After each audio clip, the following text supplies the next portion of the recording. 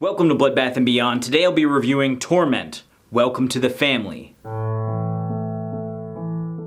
Directed by Jordan Barker, starring Katharine Isabelle, Dunne, and Peter DaCunha. This movie is about newlyweds Corey and Sarah, who take Corey's 7-year-old son Liam up to the country for some much-needed family time. Upon arrival, they see that the house has been kind of ransacked or lived in, and they're a little bit weary to stay there, and rightfully so. In the middle of the first night of their vacation, Liam goes missing. Unfortunately, this family has been the target for a sadistic cult-like family who have abducted Liam, and now the newlyweds need to fight to get him back. This is one of those movies that I'm almost certain that you've seen the poster for, because I've seen it an absolute ton. It has like the big mouse on the front. This is actually the leader of this cultish family, Mr. Mouse. I'm not sure why I put it aside for so long, because the family does look really creepy. Basically, the tormentors wear the heads of stuffed animals, and they're trying to basically build their family. So they go around from place to place trying to kidnap children and basically groom them into being part of this army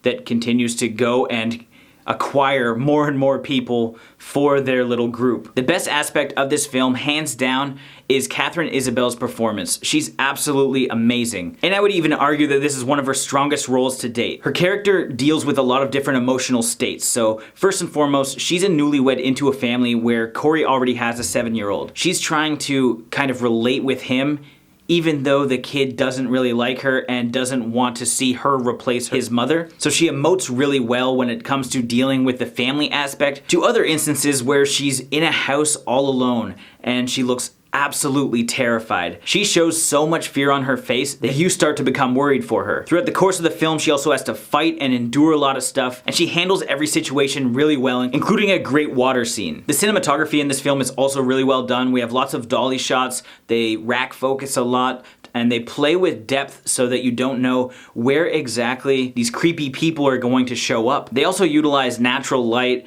and shadows to hide certain elements in a scene, and for the most part it's really well executed. While I wasn't the biggest fan of Dunne's character, Corey, he was really great at selling the torture scenes, including one of the most realistic suffocation scenes that I've ever seen. Well, this movie has a great setup and it has everything kind of falling into place to be a really great film. It eventually just falls flat. The characters make very, very poor decisions, specifically Corey, the father of the household. Okay, I gotta go find out how they got in here. It starts when he leaves his injured wife to fend for herself, even though there's imminent danger within like 20 yards of the house. Where are you going? I'm going to the Bronsons to see if I can get some help. I'm coming with you. I need to run, and your foot is hurt. You stay here, take this. These same poor character decisions are then replayed again later on, where Corey leaves his 7-year-old son in the middle of the woods and just says, "Stay put." Stay here, all right?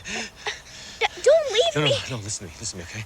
I'm gonna be right back. When there's a group of people searching for a kid, you don't just tell him to stay by himself in the middle of a forest. Like, he can't fend for himself. There's no way you'd ever find him, first of all. It's the middle of the night. It's just one of the dumbest decisions that I've ever seen a character make, especially considering that this is the guy that's supposed to be, you know, getting your family together and bonding. She cares about you.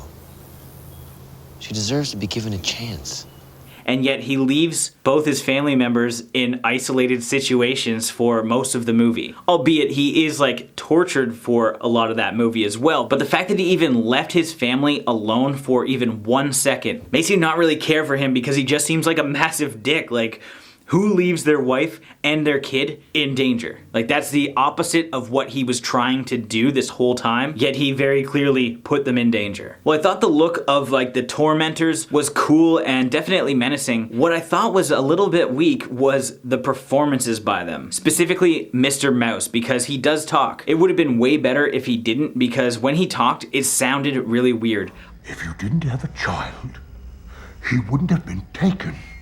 I felt like it was all ADR, and I don't know if the dialogue was recorded after the fact, but it certainly seemed just like phoned in, and I didn't believe anything that they were saying, and I just wasn't a huge fan. And now the biggest issue about this movie is by the time you get to the final act, you don't really care. It's a big cat and mouse game for most of the movie, and then it kind of fizzles off, and the climax isn't much of a climax. There are some micro showdowns, but there isn't the big finale that you would hope for, considering that you have one family versus another, and you want this new bonding family to triumph, but there isn't that kind of like big battle. Everybody kind of battles on their own in their own isolated situations, and it just doesn't feel that gratifying. And then without spoilers, they definitely tack something on at the very end of the movie that just seems completely unnecessary and just made me really dislike the ending. Ultimately, this movie was set up for greatness and then failed. Katharine Isabelle absolutely dominated her role. The tormentors looked great, and we did have a great family dynamic that they could work with, because